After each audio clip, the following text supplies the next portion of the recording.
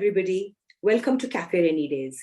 आज हमारे साथ एक बहुत ही खास मेहमान है और इनसे जान पहचान कराने से पहले मैं विनती करूंगी कि सब लोग प्लीज इस चैनल को सब्सक्राइब करें। आज के हमारे मेहमान का नाम है अभिजीत जी सोनावणे। नमस्ते अभिजीत जी। नमस्ते। मृदुलताई महेंद्रे जो है वो हमारी एक बहुत अच्छी जानकार थी और उन्होंने ही हमारी और अभिजीत दादा की मुलाकात कराई। और हाल ही में अनफॉर्चुनेटली वो अब नहीं रही, तो उनको मैं बहुत भावपूर्ण श्रद्धांजलि देना चाहती हूँ।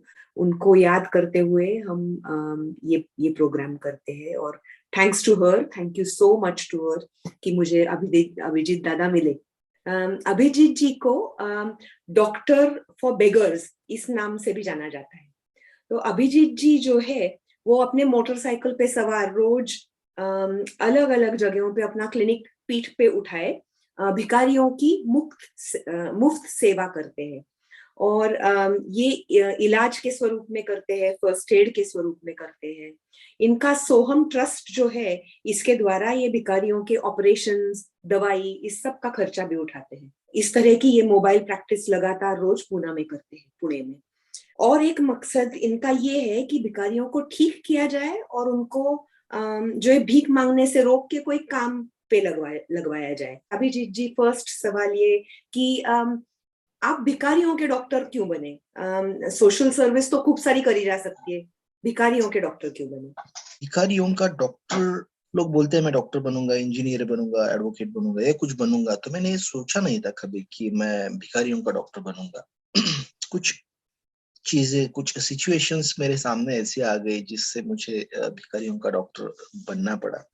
Actually I belongs to a very small village of Satara district, जहाँ पे मेरे पिताजी डॉक्टर है, मुझे और एक भाई है, एक बहन है।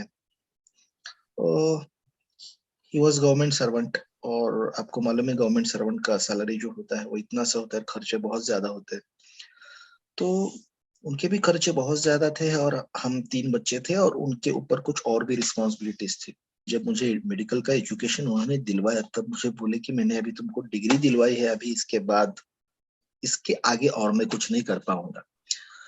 तो ऐसे सिचुएशन में हम लोग पूना में थे और पूना में सिर्फ डिग्री का एक कागज लेके कुछ नहीं होता।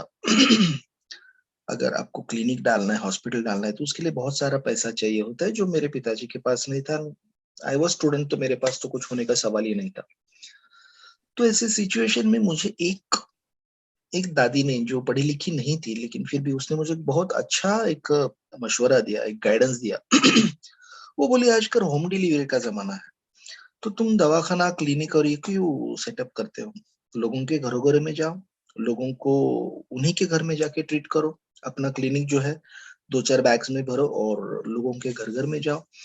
लोगों को अच्छा लगेगा कि डॉक्टर घर पे आया है, तो उनको कहीं पे बाहर जाने की जरूरत नहीं होगी। तो मुझे ऐसे लगा ये पूना जैसे सिटी में तो नहीं होगा, किसी मुझे पूना के आसपास किसी विलेज में अगर मैं ये करूँ तो ये आइडिया वर्क हो सकता है। ऐसे लोगों के घरों घरों में जाता था। पूना के बाजू में ही एक छोटे से 4-5 विलेज है, मैं वहां उस विलेजेस में पूरा बैग लेके जाता था। तो ऐसा है कि एक डॉक्टर की तरफ देखने का एक अलग सा एक नजरिया होता है, एक अंदाज होता है। अब मेरा सिचुएशन ये था कि मेरी हाइट 6 फीट है और मेरा अभी का वजन जो है वो 80 किलो है, 80 केजी। लेकिन जब मैं पास आउट किया था तब मेरा हाइट 6 फीट ही थी और मेरा वजन 37 किलो था। पैरों में स्लीपर, ऐसा छोड़ा हुआ एक शर्ट, बिखरे हुए बाल, ऐसे काला सावला सा एक लड़का, यहाँ पे एक बैग, इस कंधे पे एक बैग, पीछे एक बैग, आगे एक बैग। ऐसी सिचुएशन में, मतलब ऐसे अटायर में मैं लोगों के घरों में जाता था और बोलता था कि मैं डॉक्टर हूँ।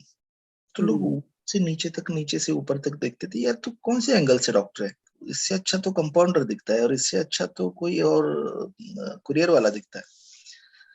तो लोग मुझे घर में आने नहीं देते थे। मैं उस वक्त लोगों को घरों घरों में जाके पूरा क्लिनिक में लेके चलता था और 5 ही रुपए फीस में पर पेशेंट लेता था। घर के अंदर जाने के बाद लोग मुझे बोलते थे रुपए ले ले, 1.5 रुपए ले ले, 2 रुपए ले ले।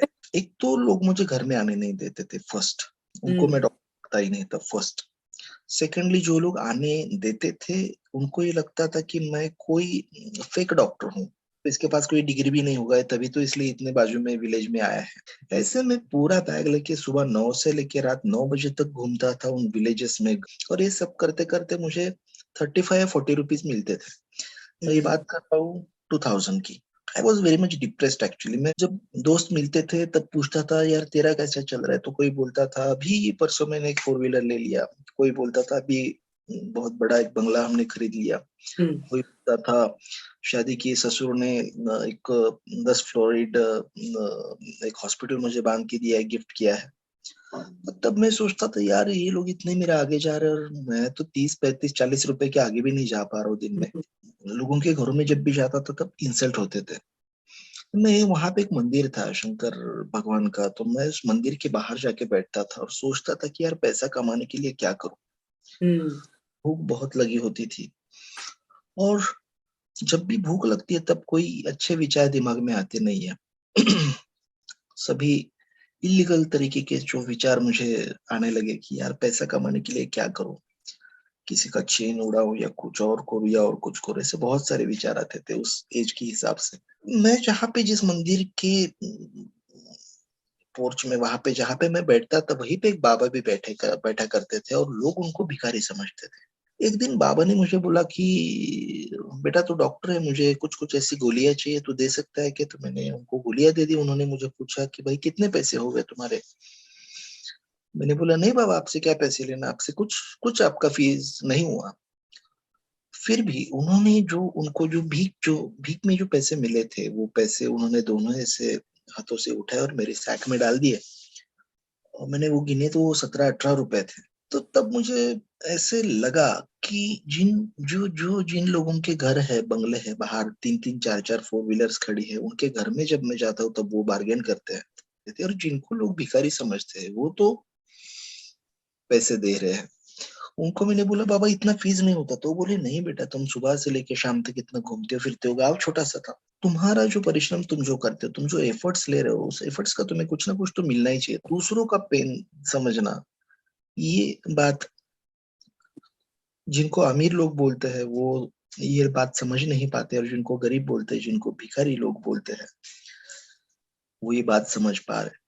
तब से लेके उस दिन से मेरा उस बाबा के तरफ देखने का अंदाज बदल गया।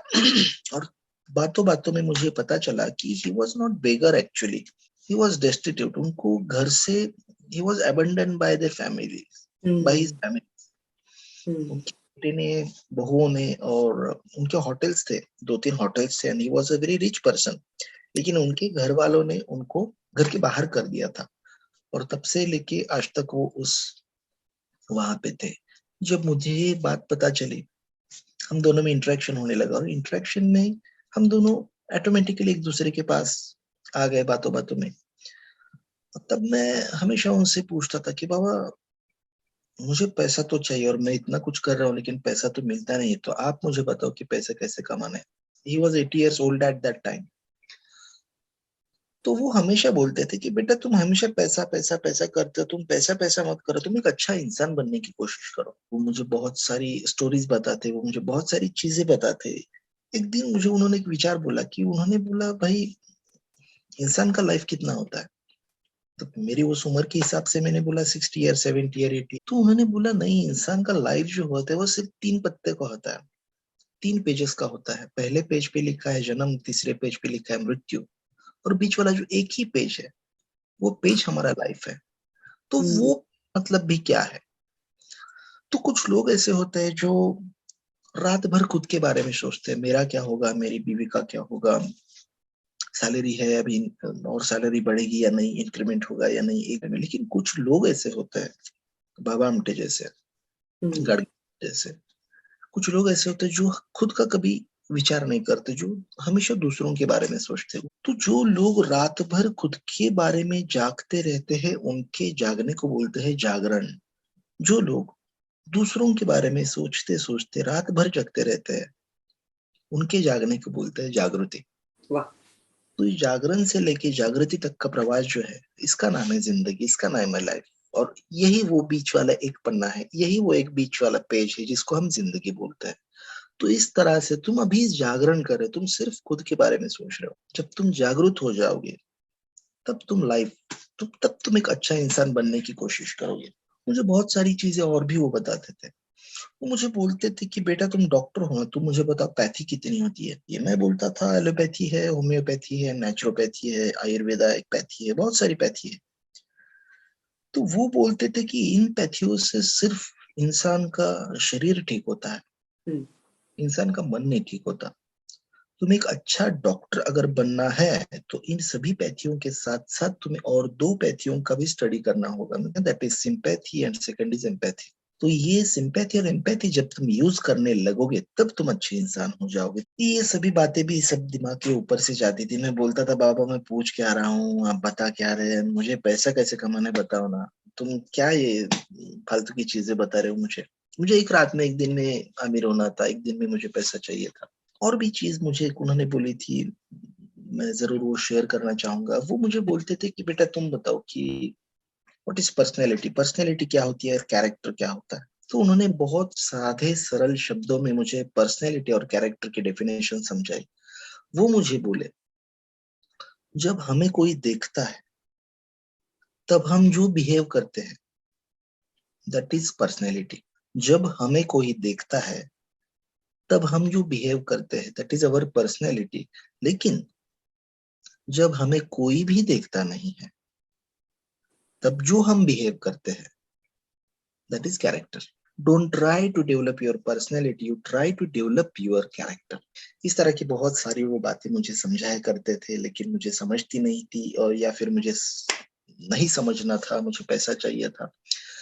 ऐसी सिचुएशन में मैं उनके साथ साल डेढ़ साल रहा। एक साल डेढ़ साल तक वो इंटरेक्शन हमारा होता रहा। फिर मुझे एक जॉब मिला, दूसरा तीसरा जॉब, चौथा जॉब, पांचवा जॉब करते करते मैं एक इंटरनेशनल ऑर्गेनाइजेशन में मुझे जॉब मिला। वहां पे मैंने जी तोड़ मेहनत की और 3-4 सालों में मैं उस इंटरनेशनल ऑर्गेनाइजेशन का महाराष्ट्र हेड बन गया। My head office was in USA. Salary जो मिलती थी वो मुझे डॉलर में मिलती थी। डॉलर का कन्वर्ट जब इंडियन रुपीज में होता था वो बहुत सारा हो जाता था। And in that sense I was getting rupees 5 lakh rupees per month as a salary. तो लाइफ के दोनों भी एंड देखे। 5 रुपए के लिए लोग बार्गेन करते थे, वो भी देखा, और अभी 5 लाख रुपए सैलरी और लोग मेरे पीछे आते हैं, ये भी मैंने देखा।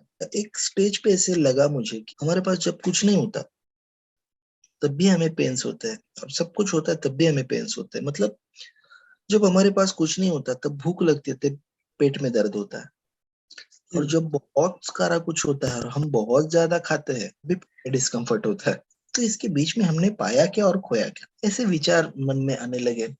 एक 14-15 साल मैंने एज अ महाराष्ट्र हेड में मैंने काम किया।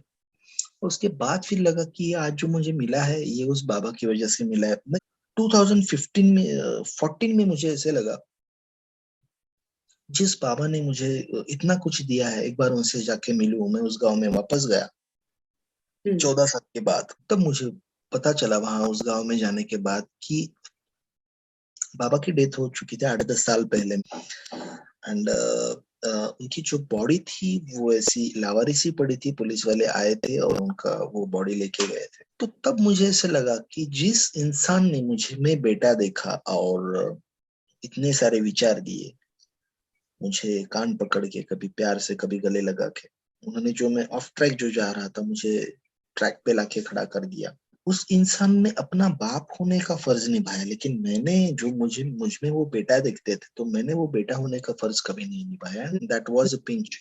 मैं हम्म। उनके लिए कुछ करना चाहता था। वो बहुत एक मुझे अलग तरीके का एक फ्रस्ट्रेशन, डिप्रेशन और ये सब हो गया कि उसने मेरे लिए इतना कुछ किया लेकिन मैं उनको रिपे नहीं कर पाया। एक 2-3-4 महीने ऐसी वो मेरी सिचुएशन देख के फिर मेरी वाइफ डॉक्टर मनीषा, उसने बोला कि ठीक है तू उनके लिए तुझे कुछ करना था, वो तो चले गए हैं, लेकिन उनके जैसे और भी बहुत सारे लोग हैं।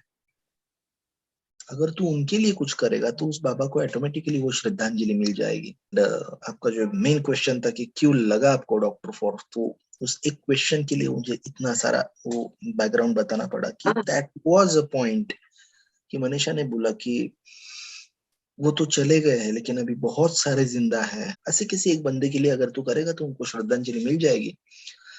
तो लाइफ में वही सोचा कि फिर ठीक है, चलो मैं किसी एक को हाथ दूंगा, किसी एक को मैं सपोर्ट दूंगा। और ऐसे करते करते करते इसी काम का एक अच्छा लगने लगा, और मैंने 15 अगस्त 2015 में मैंने जॉब छोड़ा, और तब से लेके मैं 24 आवर्स इन लोगों के लिए काम करता हूँ। ये तो बहुत बहुत डिफिकल्ट रहा होगा आपके लिए कि आपने इतनी वेल पेइंग एक तरह की लाइफस्टाइल जो छोड़ छाड़ के आपने अपना पूरा जीवन इसी में समर्पित किया भिखारियों के लिए, और आपको साथ देने वाली पार्टनर भी मिली, क्योंकि हम बहुत सोच सकते हैं मगर आपको उस तरह का सपोर्ट मिलेगा अपनी पार्टनर में ये तो जरूरी नहीं है।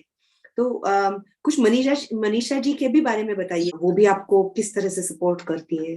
बहुत ही बड़ा योगदान है इसमें। Manisha is from Jalgaon district, and Manisha के बारे में क्या कहूँ। मनीषा मेरे बेटे की माँ तो है, लेकिन कभी कभी मुझे ऐसे लगता है कि वो मेरे भी माँ है।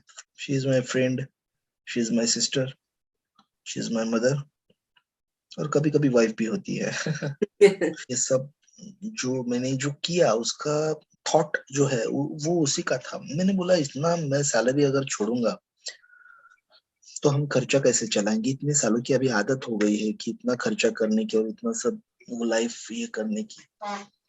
तो उसने तब मुझे बोला था कि हम अगर हमारी रिक्वायरमेंट अगर हम देखें तो रिक्वायरमेंट के लिए सिर्फ इतना पैसा लगता है, वो तो पैसा मैं कमाती हूँ। अगर तुम छोड़ोगे तो हमें वो जो कुछ कुछ अनवांटेड जो अननेसेसरी जो चीज है उस पर खर्चा हमने अगर कम किया तो रिक्वायरमेंट के लिए तो मेरा सैलरी या मेरा जो भी मैं जितना कमाती हूँ उसमें तो हो जाएगा। जब मैंने जॉब छोड़ा तब उसके सर पे बहुत ज्यादा जिम्मेदारी आ गई, क्योंकि तब तक हर एक के घर में लाइक ईएमआई होता है, खुद बच्चों का एजुकेशन होता है। मैं हमेशा बोलता हूँ कि हर घर का कर्ता पुरुष एक पुरुष होता है, लेकिन मेरे घर का कर्ता पुरुष एक स्त्री है, और इस बात का मुझे अभिमान है, इस बात गर्व गर्व होता है मुझे इस बात का। ये जो मेरा काम है ये this is under Soham trust, social health and medicine trust. इस मेरा एक एनजीओ है, उस एनजीओ का नाम है, और इस एनजीओ के अंडर हम ये डॉक्टर फॉर बेगर्स का इनिशिएटिव चलाते हैं। तो ये जो काम है मेरा डोनेशन पे चलता है सभी, और मेरा घर का मेरा खुद का जो हमारा जो खर्चा है वो सब मनीषा एक छोटा सा क्लिनिक चलाते हैं, उस क्लिनिक से जो पैसे आते हैं उससे हमारा घर चलता है। बढ़िया।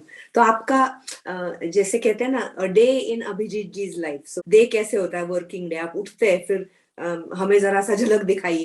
मेरा डे मंडे से लेके सैटरडे, जिनके रूट्स इंडिया में है वो ये बात समझ पाएंगे पक्का कि हम जैसे किसी को अपॉइंटमेंट देते हैं वैसे हमने भगवान को भी अपॉइंटमेंट दे के रखे, उनको भी डेज में बांध के रखा है। अगर आप ऑब्जर्व करेंगे तो सोमवार का दिन होता है शंकर भगवान का, मंगलवार का दिन होता है देवी का, बुधवार चतुर्थी वगैरह ऐसी चीजें गणपति, गुरुवार होता है साईं बाबा, स्वामी समर्थ, दत्त, शुक्रवार का दिन होता है अल्लाह का, शनिवार का दिन होता है शनि, मारुति, रविवार का दिन होता है यीशु का, चर्च। तो जिस दिन जिस भगवान का या अल्लाह का यीशु का जिस दिन वो डे होता है वहां पे डिवोटीज बहुत ज्यादा होते हैं। तो जिस दिन जिस भगवान का वार होता है वहां पे डिवोटीज की भीड़ ज्यादा होती है, और जहाँ पे डिवोटीज की भीड़ ज्यादा होती है वहां पे भीख मांगने वाले लोगों को भी भीड़ ज्यादा होती है। सोमवार के दिन अगर आप देखेंगे तो शंकर के मंदिर के अंदर भी भीड़ होती है और मंदिर के बाहर भी भीड़ होती है। तो मेरे लिए एक्चुअली डिवोटीज और बेगर्स मेरे लिए ज्यादा फर्क नहीं मुझे लगता, क्योंकि डिवोटीज अंदर जाके कुछ मांगते हैं, बेगर्स बाहर कुछ मांगते हैं, कोई अंदर मांगता है कोई बाहर मांगता है। तो फिर मैं सोमवार के दिन सिर्फ शंकर भगवान जी के जो मंदिर है, ऐसे 5-6 मंदिर में उनके मंदिर के बाहर जाके बैठता हूँ। जैसे मैं पहले सभी बैग्स लेके घूमता था वैसे आज मैं मोटरसाइकिल पे पूरे बैग्स लेके घूमता हूँ। सोमवार शंकर के 5-6 मंदिर करता हूँ, मंगलवार देवी के, बुधवार गणपति, गुरुवार साईं बाबा, स्वामी समर्थ, शुक्रवार दरगाह मस्जिद, शनिवार शनि और मारुति और चर्च।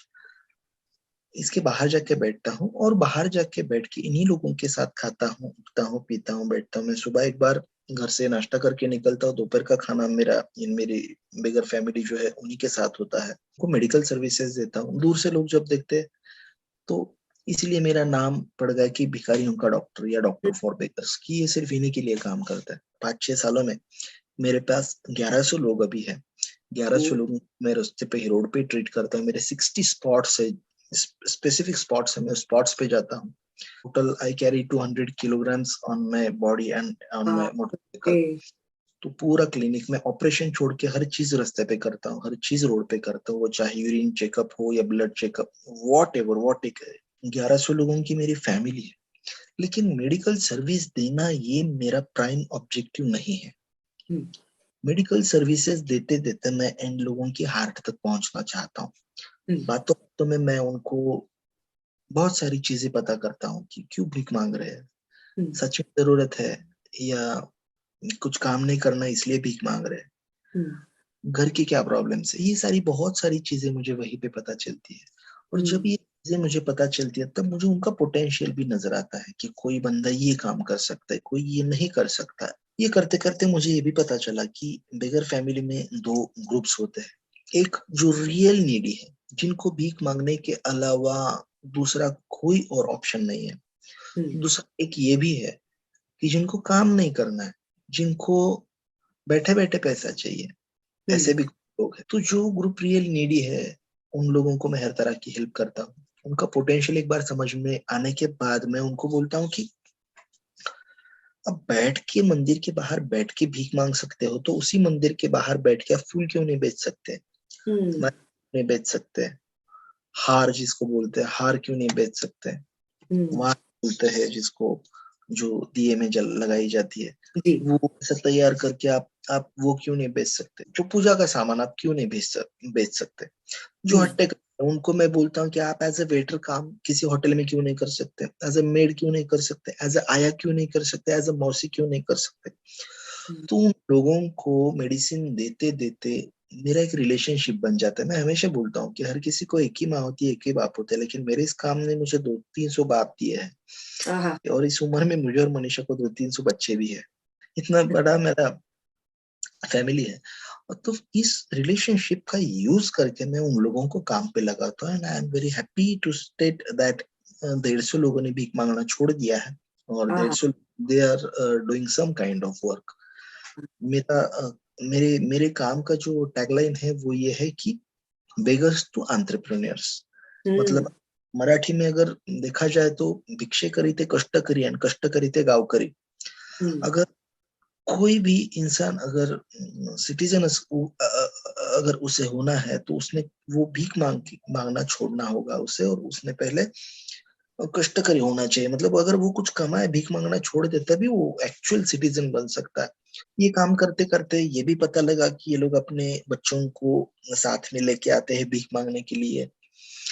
अब इन जनरल ऐसा है कि एक एडल्ट को 200 रुपीज ऑन एन एवरेज भीख मिलती है, लेकिन अगर उनके साथ कोई छोटा बच्चा हो, लड़का हो लड़की हो, तो उस बच्चे को देख के लोग जो आम देते हैं, जो भीख देते हैं, वो बच्चों को 1000 या 1200 रुपए पर डे मिलता है। अगर मैं एक भीख मांगने वाला हूँ तो मुझे 200 रुपए अगर मिल रहे हैं तो महीने का मुझे हो गया 6000 रुपीज। और अगर मेरे साथ मेरा बच्चा है, मैं उस बच्चे को भी लेके जाता हूँ भीख मांगने के लिए, तो उसको 1000 रुपए हर महीना मिलेगा। मतलब ऑन एन एवरेज 30,000 रुपीज मेरे बच्चे का, मेरा 6000, 35,000। If I am getting 35,000 rupees per month, then why would I work. और अगर मेरी बीवी साथ में हो तो उसको 5-6 हजार। तो हम लोग अगर एक फैमिली अगर 40,000 रुपए अगर हर महीने का कमा रही है, देन हु विल वर्क।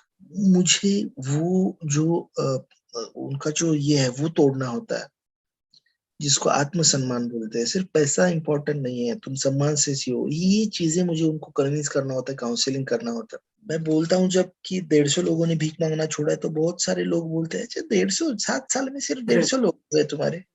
लेकिन ये सिर्फ 150 नहीं है। अगर आप देखेंगे कि अगर किसी बंदे को अगर एक फैमिली मिलके अगर 50,000 रुपए बैठ के अगर कमाती है, भीख मांगने से उनको बाहर निकालना और उनके बच्चों को एजुकेशन देना, कि थॉट प्रोसेस बदलनी है आपको कि यस, उनकी थॉट प्रोसेस बदलनी है, आप सम्मान से जिए। सम्मान से जियो, और उनके बच्चों को एजुकेशन देना। तो अभी 52 बच्चे ऐसे जो भीख मांगने वाले जो 52 बच्चे हैं उनको हमने अडॉप्ट किया और 52 बच्चों को हम एजुकेशनल सपोर्ट दे रहे हैं। ये एक अलग सी बात होती है कि जिसका बच्चा 1000 रुपए रोज कमा रहा है, उसकी गोद से उसका बच्चा उठा के लेके आना और विथ देयर कंसेंट, जबरदस्ती नहीं, कोई उस बच्चे को एजुकेशन में ये करना। आई एम वेरी प्राउड से कि एक मेरी बच्ची है जिसने अभी कॉमर्स पास किया है ना, she wants to become CA, chartered accountant. दूसरा एक मेरा बच्चा है जिसने अभी 12th साइंस पास किया है, और उसको मैंने बोला अभी तू क्या करेगा आगे, तो बोला मैं डॉक्टर बनूंगा या फिर साइंटिस्ट बनूंगा, आईआईटी जाऊंगा पवई।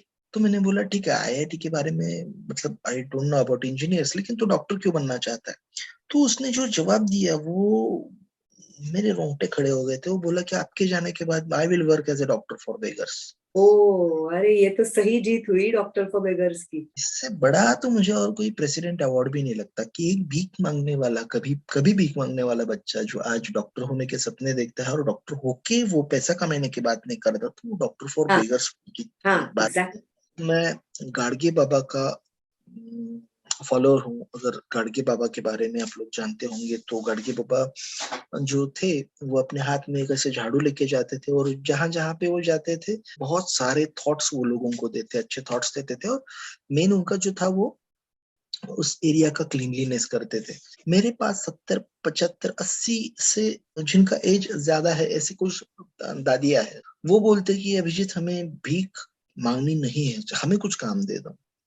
अब सिचुएशन ऐसी है कि जो ग्रेजुएट है बंदा उसको भी आजकल नौकरी नहीं मिलती। ये दादियां ऐसी है 75 80 साल की उम्र की, जो कमर में आधी से ज्यादा झुकी है, 110% वो अनपढ़ है, कोई भी उनके स्किल नहीं है, कोई भी फिजिकल एबिलिटी नहीं है।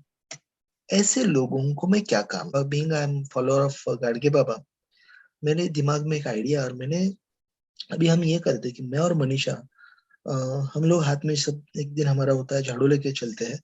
इन 40 दादियों को हमने इकट्ठा किया है, उनकी एक टीम बनाई है। हर एक दादी को हमने कैप दिया है, गॉगल दिया है, टी शर्ट दिया है, शूज दिए हैं, हाथ में खराटा बोलते हैं, ब्रूम। और हमें जहाँ पे गंदगी दिखती है वहां पे हम कम्युनिटी क्लीनलीनेस करते हैं। जैसे हमारी कोई मिलिट्री होती है, जैसे एक लाइन में ऐसी चल रही है हाथ में बंदूक लेके, ठीक उसी तरह से मेरी भी एक ये टीम होती है जो सिर्फ दादियों की ऐसी झुकी हुई होती है, लेकिन वो स्ट्रांग है। हाथ में वो ऐसे झाड़ू लेके पूरा ऐसा मस्त एक लाइन से ऐसी चलती है, जहां पे भी गंदगी है वो वहां के साफ करती है, और जो मुझे डोनेशन में जो भी मुझे मिलता है मैं उनको सैलरी देता हूँ। इसका नाम हमने खराटा पलटन ऐसे रखा है, पलटन का मतलब है टीम। हाँ, तो इसका खराटा पलटन, ये 40 दादियों की मेरी खराटा की पलटन है जो स्पेसिफिकली भीख मांगती थी अब अभी। जो हर महीने आप जो एक न्यूज़लेटर टाइप का लिखते जो है, उसमें एक एग्जांपल आप मतलब मैं इसलिए इंटरजेक्ट कर रही हूँ कि आप बहुत क्रिएटिवली ये काम सोचते हैं। तो आपने एक एग्जांपल ऐसे दिया था आपके न्यूज़लेटर में हाल ही में कि आपने दादाजी को कहा कि और कुछ नहीं कर सकते हो तो आप सिर पे मंदिर के बाहर टीका लगा दीजिए। तो मुझे यस, लगा अरे भाई ये तो आसान सा काम है, और उसको उनको ये भी हो गया कि मैं काम कर रहा हूँ। तो बहुत तारीफ करनी चाहिए कि आप सोचते रहते कि किस तरह से किसको मुझे क्या काम। आइडियाज आइडियाज आइडियाज मुझे वहीं से क्रिएट होते हैं। मैंने एक जगह पे देखा था कि एक बाबा है किसी मंदिर में, कि जो भी डिवोटीज जो आते हैं उनके सर पे बस ऐसे वो टीका लगाना ये करना है, तो लोग भक्ति भाव से 2 रुपए 5 रुपए 10 रुपए देते हैं। तो एक मंदिर में मुझे एक बाबा मिले, मैंने उनको बोला बाबा ये काम करो, नहीं होगा, वो काम करो, नहीं होगा। तो मैंने बोला ये सिर्फ टीका लगाने का तो करोगे? बोलते ज्यादा पैसा भी नहीं लगता, कुछ एफर्ट भी नहीं है, आने जाने वाले लोगों को, लोग तुम्हें आपको आप नमस्कार भी करेंगे और पैसे भी दे के जाएंगे। हम्म। फिलहाल में वो अभी 2 3 महीने पहले वो चालू किया, he is earning more than 500 rupees per day. जैसे आम लोग हैं वो इन भिखारियों को या तो इस नजरिए से देखते हैं कि ये न्यूसेंस है टू सोसाइटी, या फिर वो हमारा चलो भिखारियों को दान धर्म कर दिया तो दान धर्म के लिए कोई बना हुआ ग्रुप होता नहीं, है। कैसा तो है दीदी, कैसा है कि लोग है ना, जो मैंने देखा है, जो महसूस किया है, आप किसी को 2 रुपए 5 रुपए 10 रुपए बिस्किट का पुड़ा या और जो भी कुछ देती है ना, इसमें दान धर्म इससे भी ज्यादा एक चीज होती है, वो मुझे मुझे पुण्य मिले। 5 रुपए दे के वो पुण्य कमाना चाहते, दैट्स इट। जी हाँ, वो भी बिजनेस है। हाँ। वो भी बिजनेस है। जैसे किसी 50 रुपए दे के एक आइसक्रीम लेती हो ना, उस तरह से कि 5 रुपए देते थोड़ा सा पुण्य कमाओ। उस देने की वजह से बहुत सारे लोग हैं जो अपना छोटा मोटा काम धंधा बिजनेस छोड़ के भीख मांगने वाले लोगों की लाइन में आके खड़े हो रहे लेकर। तो दान धर्म ये चीजों से ज्यादा वो पुण्य कमाने की चीज, बैक ऑफ द माइंड कहीं पे गिल्ट होता है कि मैंने उस दिन ऐसा किया था, इसको मैं 2 रुपए 5 रुपए भगवान के सामने अगर दे दूंगी तो वो मेरा पुण्य का बैंक बैलेंस बढ़ेगा। तो ये हाँ। 2-5 रुपए में ऐसा इतना पुण्य इतना सस्ता नहीं होता। मगर आप जो है उनको as real human beings, as real दादा दादी मिलते हैं, इतने सालों से आप इनके साथ रहते हैं, तो आपने, आपके पास इतनी ह्यूमन स्टोरीज जिसको कहते हैं वो आपने महसूस करी होंगी और करते ही है। तो एक आध ऐसे एग्जाम्पल्स दे दीजिए, जैसे कि आपने हाल ही में लिखा था कि महिला दिन पे आपने वड़ा पाव खाने के लिए आप लेके गए महिलाओं को, भिखारी महिलाओं को, और उनका रिएक्शन, और उन्होंने कैसे वेट किया कि नहीं, आप जब तक फर्स्ट घस्सा नहीं खाते तब तक हम नहीं खाएंगे। तो इस तरह की या एक आध दो प्लीज एग्जांपल्स बताइए जिससे कि उसके पीछे एक ह्यूमन बीइंग है ये पता चले। बहुत सारे एक्सपीरियंसेस है, बहुत सारी इमोशंस है उसमें। पहले एक भीख मांगने वाला एक लड़का था जिसके यहाँ से हाथ नहीं थे, एल्बो के ऊपर से हाथ ही नहीं थे उसके, उसको लेकिन फिर भी उसको पेंटिंग करने की बहुत, बचपन से उसकी एक इच्छा थी, एक चाह थी। एक बॉम्बे में वो मुझे मिला, दिखा, मेरे दोस्त का फोन आया था कि बॉम्बे में ऐसा ऐसा एक बंदा है। हम्म। तो मैंने उसको बोला भाई तू भीख मांगना छोड़ दे। तो बोला मैं अगर जिंदगी में कुछ करना चाहता हूँ तो सिर्फ मैं पेंटिंग बनाना चाहता हूँ। मैंने बोला जिसकी उंगलियां है वो भी अच्छी तरह से पेंटिंग नहीं निकाल सकता, तेरे को तो एल्बो के ऊपर से हाथ ही नहीं, तो कैसे पेंटिंग करेगा। तो बोले नहीं मुझे आप कैसे भी करके वो, तो उसको हमने ट्रेनिंग दिया, एक स्कूल में जाके उसको ट्रेनिंग दिया 5-6 महीने में। उसने वो अंदर से जब होता है तब वो ऑटोमेटिकली बाहर निकल के आता है। तो इतना अच्छा पेंटिंग करने लगा कि उस स्कूल के जो टीचर थे हम्म। वो उससे कुछ हिंट लेने लगे कि भाई ये तूने कैसे किया, वो तूने कैसे किया। इतना अच्छे से ट्रेन होने के बाद मैंने उसको एक जगह पे बिठाया, मैंने उसको बोला तू जितना निकाल सकता है उसका उतना पेंटिंग निकालो। तो उसने कम से कम 600 पेंटिंग निकाले 3-4 महीने में, बहुत वाह। बढ़िया बढ़िया। मत तो फिर अभी हमने सोचा ये कैसे बेचे कैसे इसको। तो मेरे एक फादर फिगर है मिस्टर विठल कामत, कामत रेस्टोरेंट का पूरा उनका चेन है, उनका पुणे में 5 स्टार होटल है। जब उनको पता चला वो बोले मेरा 5 स्टार होटल तो 5 दिन के लिए तो ले ले और वहां पे तेरा एग्जीबिशन लगा ले। अरे वाह। और 5 दिन में हमारा पूरा वो सोल्ड आउट हो गया। जिन लोगों ने मेरे भीख मांगना छोड़ा है उन लोगों को मैंने 150 लोगों को वहां पे ले जाके उस 5 स्टार होटल में उनको खाना खिलाया। और Vithal Kamath is so great कि उन्होंने उनका रहने का इंतजाम भी उस होटल में 1 डे का किया। ओ। मैंने उनको बोला कि अगर आप नॉर्मली है इस गेट पे भी आते तो आपको वॉचमैन अंदर नहीं आने देता, हम्म। लेकिन यहाँ पे आप आए हो और यहाँ पे आपको सर सर मैडम मैडम करके अगर यहाँ पे बुलाया जाता है वो इसलिए कि आपने वो बेगिंग करना छोड़ दिया है और आप काम हम्म। करने लगे हो, इसके लिए। तो ये हम्म। उनके सोसाइटी में भी एक वो मैसेज गया कि यार डॉक्टर के साथ अगर काम करते हो तो डॉक्टर अच्छा कुछ ही अपने लिए ये करते हैं। तो उस बंदे को जिसको हाथ नहीं थे उसको हमें पैसा जो मिल गया था, उसी के लाइन में एक लड़की भी भीख मांगा करती थी। किसी सिचुएशन की वजह से हम दोनों ने उनकी शादी बनाई। थाना डिस्ट्रिक्ट में एक छोटा सा विलेज है, उस विलेज का वो था। वहां पे उनको घर रेंट पे लेके दिया, उनको एक ग्रोसरी का शॉप डाल के वहां पे दिया। एक एक फैमिली के लिए जो भी एक फैमिली के लिए लगती जो चीजें है वो सब उनको एज अ फैमिली उनको लेके दी। कुछ पैसा बचा वो उस दोनों के नाम पे एफडी किया है। Now both they are not begging, they are living normal life.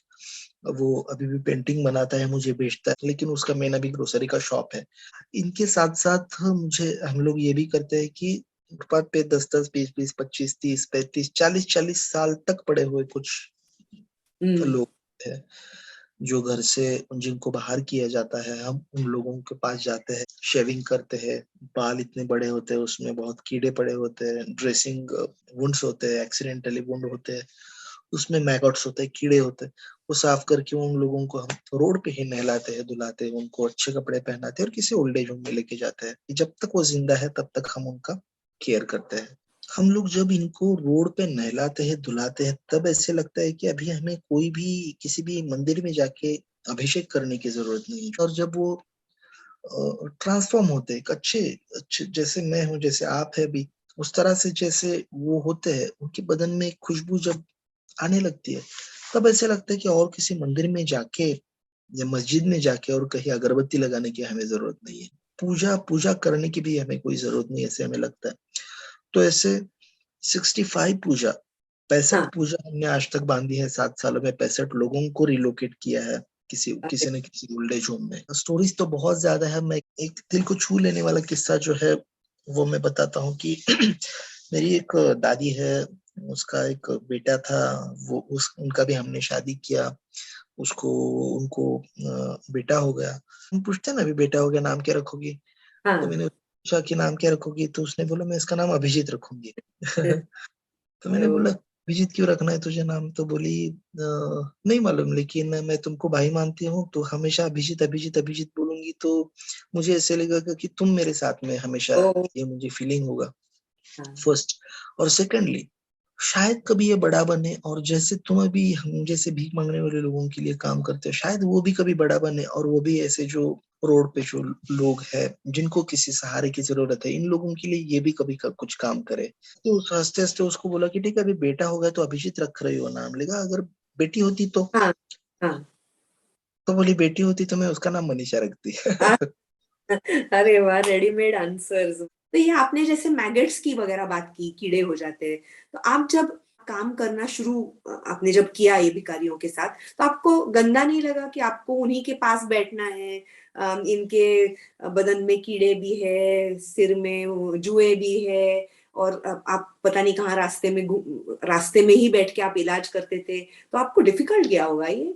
कैसे होता है, कोई भी चीज हमें तभी डिफिकल्ट लगती है जब आपको कोई प्रेशराइज करे वो चीज करने के लिए। अगर वो चीज आप खुद के मन से कर रही है तो आपको वो गंदा, या ये मुझे सब मालूम था ये ऐसा है और ये मुझे करना है, ये पहली बात। सेकेंड थिंग इज दैट, जो मेरे लिए बहुत इंपॉर्टेंट है, मैंने उस बाबा का, जो मैंने शुरुआत में बताया, मैंने जब मेरे पास कुछ नहीं था तब वो मुझे खाना देते थे, तब मुझे भूख लगती थी, मैं उनके साथ खाना खाता था। आज मेरे पास सब कुछ है फिर भी मैं उन्हीं के साथ खाना खाता हूँ। अगर उस वक्त मुझे अगर कुछ बुरा नहीं लगा, गंदा नहीं लगा, जब मुझे भूख लगी थी, तब आज मुझे नहीं लेना चाहिए, ऐसे मुझे लगता है। And secondly, being a lady, बहुत सारी माँ ऐसी है, किसी माँ का बेटा अगर वो उसको लेती है कंधे पे, वो सू करता है या शी करता है या और कुछ करता है तो उसको गंदा कभी लगता नहीं है। कितने लोगों के बच्चे बच्चियां मैंने देखी है जो डिसेबल्ड होती है, लेकिन वो ऐसे इशू है इसलिए अपने बच्चों को वो छोड़ के नहीं जाते। कि आपको वो इमोशनल अटैचमेंट ही है, आपको ये एम्पथी, जैसे आपने कहा एम्पथी है, सिंपथी है। This is just amazing work दादा। और एक चीज मुझे आपको पूछनी थी और बात करनी थी इसके बारे में। मैंने एक इंटरव्यू में आपने कहा था कि इस कोरोना पैंडेमिक के दौरान आपके इस पूरे परिवार को कम से कम हानि हुई, और ये चीज आप जरूर बताएं कि भिखारियों में कोरोना एज गुड एज हुआ नहीं। बहुत ही अमेजिंग चीज है कि कम से कम हानि नहीं हुई, अच्छा। जीरो हानि हुई। अच्छा, जीरो हानि हुई, वाह amazing. No loss at all. दो रीजन है इसमें। एक, जब ये कोरोना की चीज सुनी थी तब किसी को कुछ मालूम नहीं था, लेकिन इस साइड से उस साइड से, इस डॉक्टर को उस डॉक्टर को, सीनियर को पूछ के, जो अभी आजकल सबको मालूम है, सोशल डिस्टेंसिंग, मास्क और ये सब चीजें। अब हमारे पास मास्क नहीं थे और एकदम सडनली उस प्राइस का हैक हो गया था। मतलब हम्म। 5 रुपए का मास्क 500 रुपए में, सैनिटाइजर की इतनी सी बोतल 40 रुपए की, 400 रुपए में, ऐसे होता। तो फिर हमने बहुत छोटी छोटी चीजें की, हमने लोगों में अपील किया कि आपके घर में अगर साड़ी या कुछ हो, या सूती कपड़ा जो होते, कॉटन साड़ी या कॉटन के कपड़े कुछ है तो आप हमें दीजिए। तो हम उसको काट के हमने उसको ऐसे एक स्क्वायर ऐसा किया था, और हमें एज अ मास्क उसको हमने उनको दिया। हमने जो किया था वो ऐसे पीछे बांधने का, सिर्फ आंखें खुली होती थी, नाक मुंह कान एवरीथिंग वाज क्लोज्ड। और कोई कितना भी अच्छा मास्क हो उससे, तो हम वैसा डबल करके उनको ऐसे बोलते थे पहनने के लिए, कि वो सैनिटाइजर लेने की हमारी इतना फंड्स नहीं था। तुरुटी, जिसको हम एलम बोलते हैं, हाँ, हमने बिस्लरी की जो बोतल होती है, बिस्लरी की बोतल में पूरा पानी भरा, उसके बोतल को एक ऊपर से ऐसे छेद किया, होल किया, और एलम का पाउडर बना के उसमें वो डाला, पूरा ऐसे हिलाया। शायद फिटकरी कहते हैं शायद। आप, हाँ राइट, फिट करके कहते हैं। इतना अच्छा एंटीजम और इस दुनिया में कहीं नहीं। आप तो हम लोग अच्छा। उनको उसी से गार्गल करने के लिए बोलते थे, हाथ धोने के लिए बोलते हम्म। थे, के लिए बोलते थे। उस वक्त में स्कूल्स और ये सब बंद था, इन लोगों के पास घर नहीं था, तो हमने गवर्नमेंट को बोला कि इन लोगों को आप स्कूल में रखिए। एक स्कूल एक एक जो क्लासरूम होता है उसमें 4 लोगों को रखिए। जो बाकी के एनजीओ थे उनको बोला कि आप यहाँ पे खाना दीजिए। लोग जिनके पास घर ही नहीं है, जो रोड पे रह रहे, वो कहाँ पे जाए? तो हमने स्कूल है या जो भी कम्युनिटी हॉल है या जो भी मैरिज हॉल है वहाँ पे इंतजाम किया। एंड ये एक चीज, पहली बात। दूसरा ये कि उनका खुद का एक इम्यूनिटी होता है, जिसका जिसका जिंदगी ही है रोना, उसका क्या बिगाड़ेगा कोरोना? तो there is no single person who died due to corona को। In fact I am very proud to say कि ये दुनिया का, ये वर्ल्ड का फर्स्ट केस होगा हमारा। कि आपने अगर सुना होगा पेपर में, व्हाट्सएप पे, टीवी पे, तो आपको यही सुनाई दिया होगा कि ऑक्सीजन कम है। लेकिन ऑक्सीजन कमी से भी ज्यादा दूसरा एक प्रॉब्लम था कि ब्लड कम था। कोविड में ये होता था कि आपका ब्लड जो है वो थिक हो जाता था, इट्स लाइक मतलब फ्री फ्लोइंग नहीं रहता था वो। जैसे पानी हम पीते हैं तो पानी पीते हैं, लेकिन अगर उसका आइस हो जाएगा, बर्फ हो जाएगा, तो हम ऐसे पानी नहीं पी सकते। ठीक उसी तरह से हमारा जो बॉडी का जो ब्लड होता है वो ऐसे फ्री फ्लोइंग, हायर स्टेज में वो फ्री फ्लोइंग नहीं रहता, थिकर हो जाता है। ऐसे सिचुएशन में आपको ब्लड देना होता है, लेकिन ब्लड का कमी था और लोग नहीं आते थे ब्लड डोनेट करने के लिए। नॉर्मली लोग घर में छुप के बैठे थे, बाहर भी नहीं आते थे। ऐसे सिचुएशन में मेरे जो बाहर जो लोग थे, जो भीख मांगने वाले लोग जो थे, जो मेडिकली फिट थे, जो फिजिकली फिट थे, हम उनको ब्लड बैंक में लेके गए और हमने उनको कन्विंस किया कि भाई तुम ब्लड डोनेट करो। Oh wow. So my beggars, they have donated the blood during this 2 years। हमने उनको एक ही बात मैंने बोली कि देख भाई, तू भीख मांगता है, सोसाइटी तुझे भीख देती है, सोसाइटी को तू कभी ना कुछ तो वापस कर।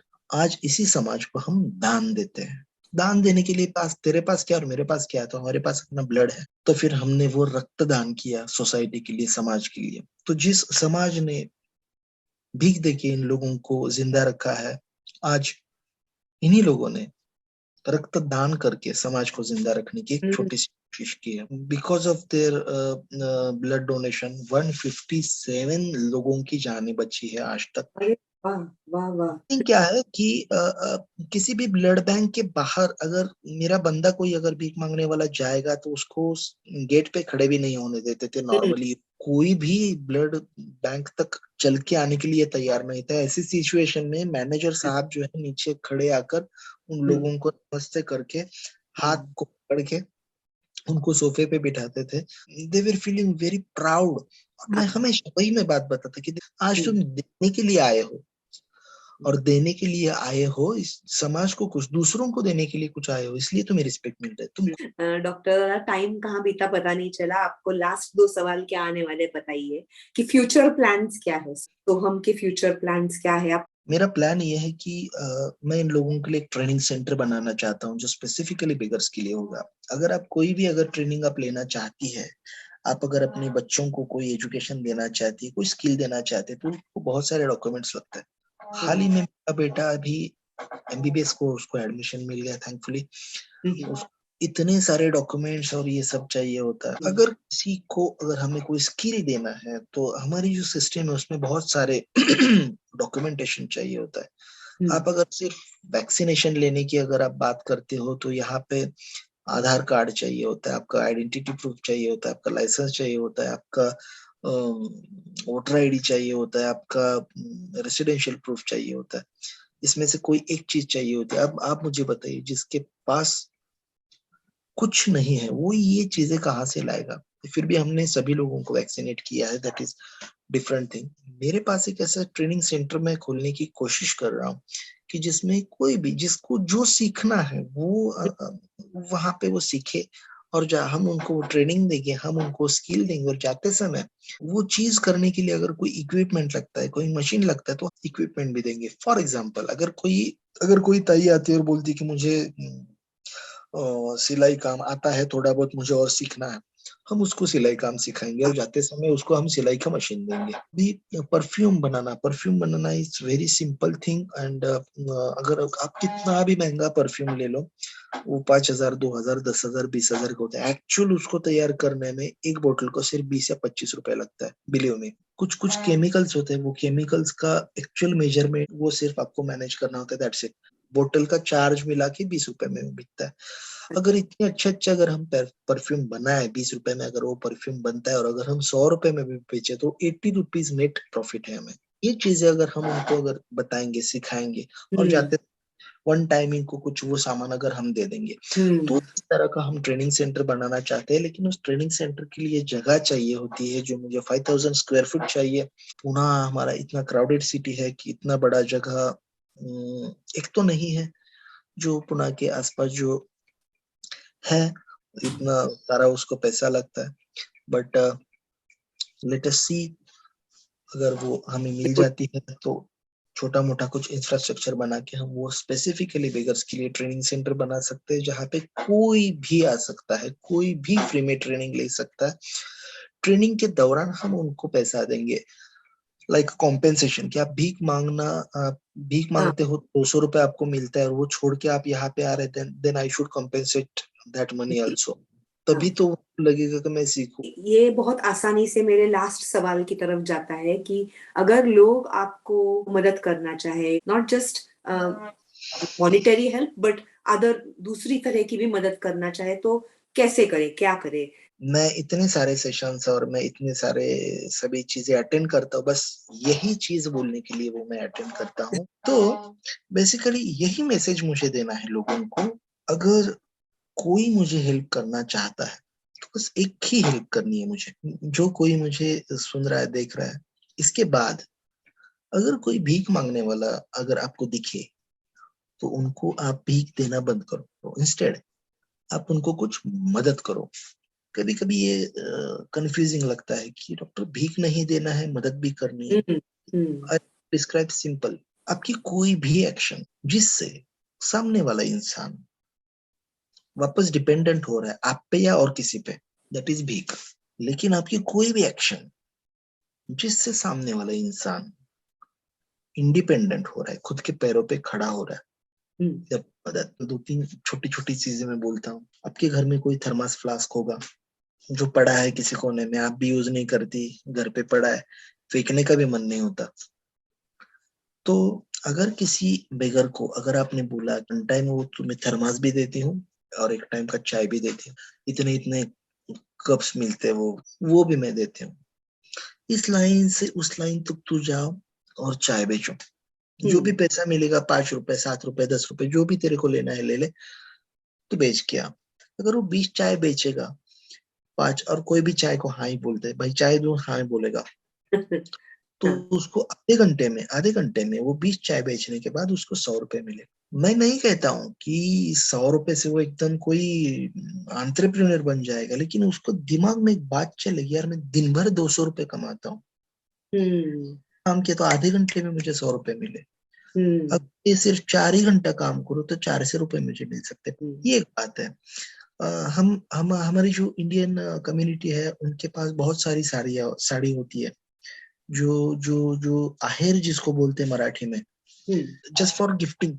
अगर कोई लेडी आती है आपको भीख मांगती है, अगर आप उसको उसमें से जो आपको नहीं चाहिए ऐसे 4-5 साड़ियां आप उसको दे दी, जा तू झोपड़पट्टी में 20-20, 30-30, 50-50 रुपए का साड़ी बेच के आ। या फिर जूना बाजार होता है, उस जूना बाजार में जाके तू ये चल 5-5, 50-50 रुपए का साड़ी बेच के आ। अगर वो 5 साड़ी 50 रुपए में बेचती है तो लेने वाले को सिर्फ 50 रुपए में साड़ी मिलती है, बेचने वाले को एक साड़ी का 50 रुपए मिलता है, तो 5 साड़ी का 250 रुपए मिलता है, उसको आधे घंटे में 250 रुपए मिलता है।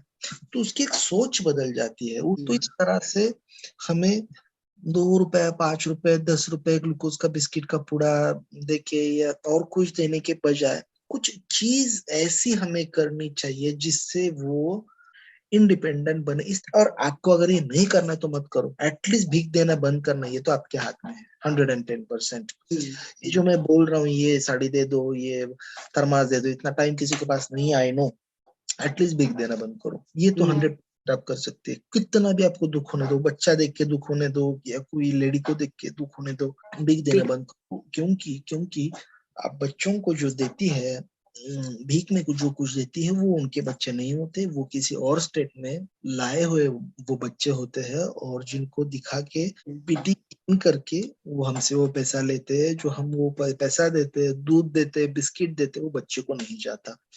वो एक अलग टाइप की सिस्टम है वो करे। क्योंकि आप जितना ज्यादा भीख देंगी, खास करके बच्चों को जितना ज्यादा भीख देंगी, तो उन लोगों का एक मॉरल बढ़ेगा कि बच्चों को देख के भीख ज्यादा मिलती है, तो वो किडनैपिंग और बढ़ जाएगा, इनफैक्ट किडनैपिंग और बढ़ जाता है।